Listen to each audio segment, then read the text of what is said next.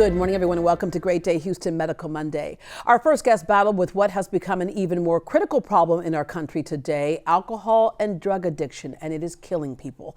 Every time he did not want to deal with a problem, he would turn to substance abuse. A life-changing event got him back on the right path, and he found a new calling. Danny Andino co-founded Arise Recovery Centers. Their model makes things more convenient for people to get the help they need. Danny joins us with one of his licensed counselors at Arise Recovery Centers, Sonia Ruiz. Good morning. Good morning. Thanks for having me. Your personal story, Danny, can explain just how easy it can be for someone to fall into addiction. I think we have this fallacy that it happens to those people over there. It's happening to everybody. Absolutely. I grew up locally here in the Woodlands, Texas. I went to Baylor University where I played football, and I graduated from Baylor University. In college, did a little drinking, and people say, okay, what's new? I did, yeah. It didn't seem like that big of a deal back in college. But then after I got out of college, that's when I started my medical sales career. And it was almost kind of the perfect umbrella to live an active addiction. You know, I was allowed to party, you know, and wine and dine doctors. And that's what I did for a living.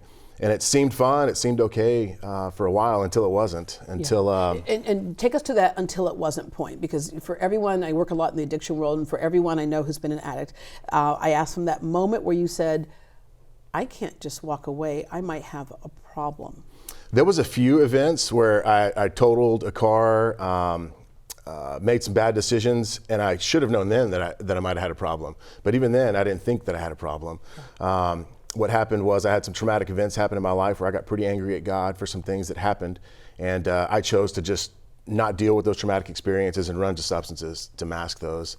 And one day I tried some synthetic marijuana. Actually, it was here in Houston, and ended up coming to in a Harris County psychiatric facility. And I was at the peak of my medical sales career. And I was like, how did I get in here? I need to be back. I've got doctors waiting on me to be in surgeries. Yeah. And I was in a psychiatric hold because of this synthetic marijuana that I tried. Yeah, and you know, there was a time, drug addiction has always been a problem, and that for that very reason, it's always been a problem. Today, it's even more of a problem because of what's put into those drugs. Absolutely. What we're seeing a lot is the fentanyl epidemic, and whenever, you know, back in the day, you could try things and you would know that it's maybe a safe pill you're trying from a doctor that's prescribed. Now you have no idea what's in those pills that people are trying, and they're laced with fentanyl, and people are dying immediately. You had another coming to Jesus moment. Your uncle died of a brain aneurysm, and he was your mentor and your best friend, and you had to make a decision. Am I going to continue to live because I do have a choice here,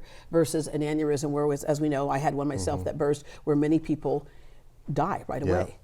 You're right, and I didn't understand how a great man like that could die and leave 3 boys without a dad. They were 8, 10, and 12 years old, and I got very angry. And at that time, there was a physician that I worked with that offered me a lifeline and said, if you want to go get help, I will pay for you to go get help, Danny. Wow. And so I was given a gift that I feel like God saved me at that time in my life so that I could give back and find my mission and find my calling to be able to help other people find freedom. You entered treatment. You've been sober how long now? Almost 12 years. Congratulations. But you wanted to pass that opportunity on to others. So you created Arise Recovery Centers. Yes, ma'am. You work on the 12-step principles. But the other thing that's so important is a lot of people think recovery is, okay, get somebody sober and it's all good. As you know, it's not. Once you're sober and your head's out of the clouds, there are things to deal with. Absolutely. As a licensed professional counselor in our program, we are considered outpatient. It's an intensive program.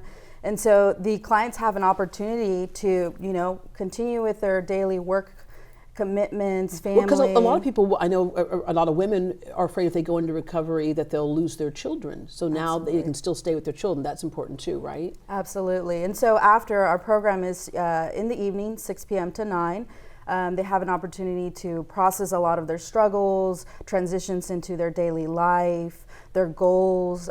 We work a lot on the skills, 12-step principles, traditions. So there's a lot of variety that they're able to incorporate into their daily life. And resolving the why. We know that people can come from trauma, you know, child sex abuse, all those types of things that we stuff down our emotions and don't want to feel. And that's what drugs does for a while, helps you to not feel, but that just compounds the situation. So you can help people because you have therapists who are specialized in various areas to help people overcome that. Absolutely. We have master level clinicians. Some of us are in recovery. Some of us have experienced many, many years.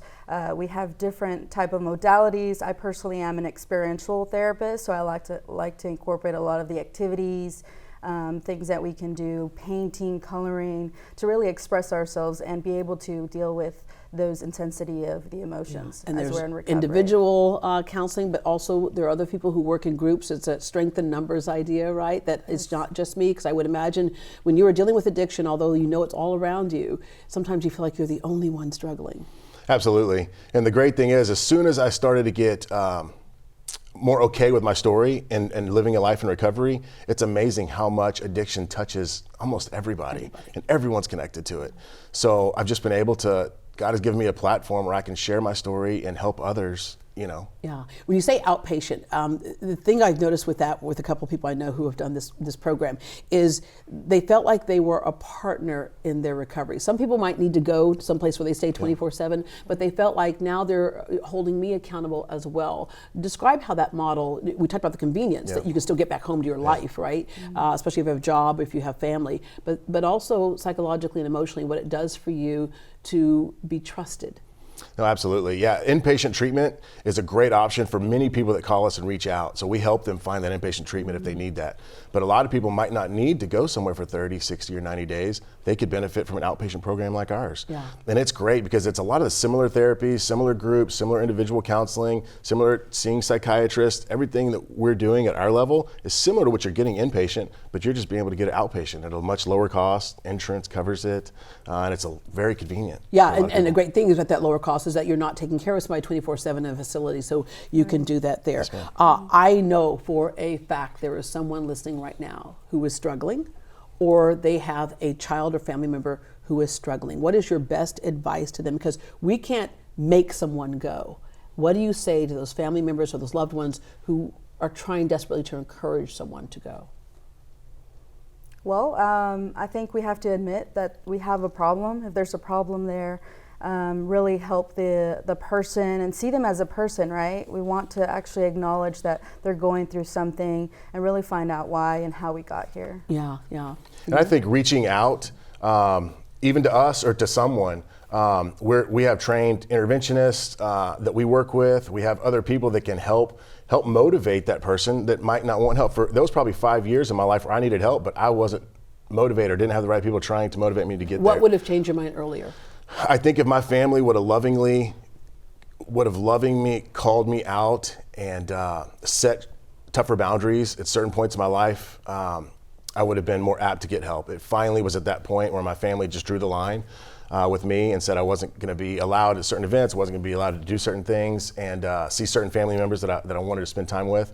Once they finally drew that line, I was like, okay, maybe I do have a problem, and maybe I do need to go get some help. You have 4 Houston locations: Cypress, Sugar Land, West Houston, and the Woodlands. And again, the first step to the road to recovery is to admit you need help, then get it. Don't put it off, because your next hit might be your last. As we know today, things are much more dangerous.